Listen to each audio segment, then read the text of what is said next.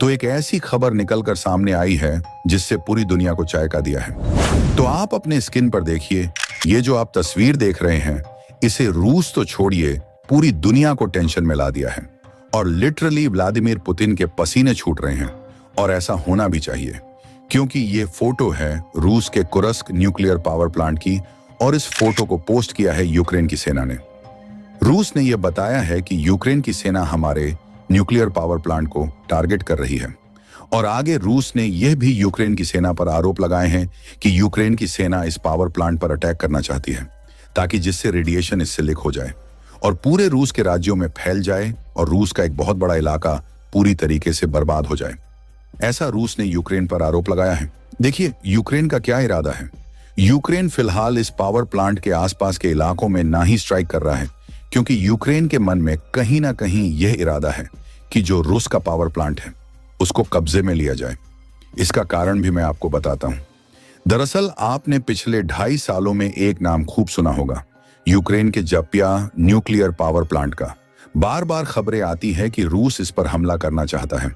कई बार तो हमला हुआ भी है रूस की तरफ से, और यूक्रेन आरोप लगाता है कि रूस इस पर हमला करके रेडिएशन लीक करना चाहता है, जिससे कि उसके एक बड़े इलाके से आम आदमी इलाका छोड़कर ही भाग जाए। जब जमीन पर कोई रहेगा ही नहीं तो रूस के लिए कब्जा करना आसान हो जाएगा। इस तरीके के रूस पर आरोप लगते हैं। यही कारण है कि कहा जा रहा है यूक्रेन इस खतरे को हमेशा हमेशा के लिए खत्म करना चाहता है, और इसका एक ही तरीका है रूस के पावर प्लांट पर कब्जा कर लो, जिससे कि रूस को हमेशा यह डर रहेगा। हमने यूक्रेन के परमाणु संयंत्र पर अटैक करके यूक्रेन की जमीन पर रेडिएशन फैलाया, तो यूक्रेन के कब्जे में भी रूस का परमाणु संयंत्र है, वो भी रूस की जमीन पर रेडिएशन फैला सकता है।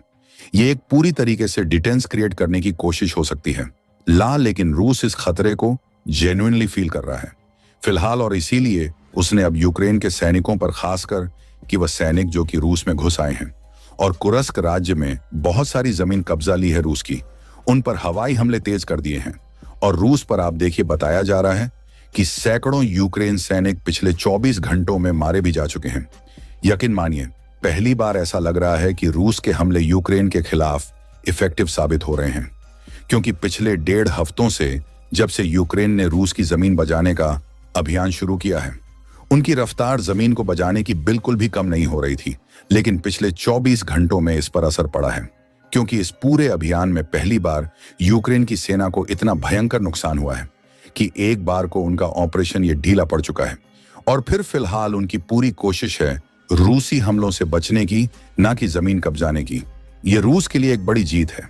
रूस इस मोमेंटम के साथ अब आगे बढ़ सकता है। अगर वह बढ़ा तो समस्या क्या है रूस के सामने?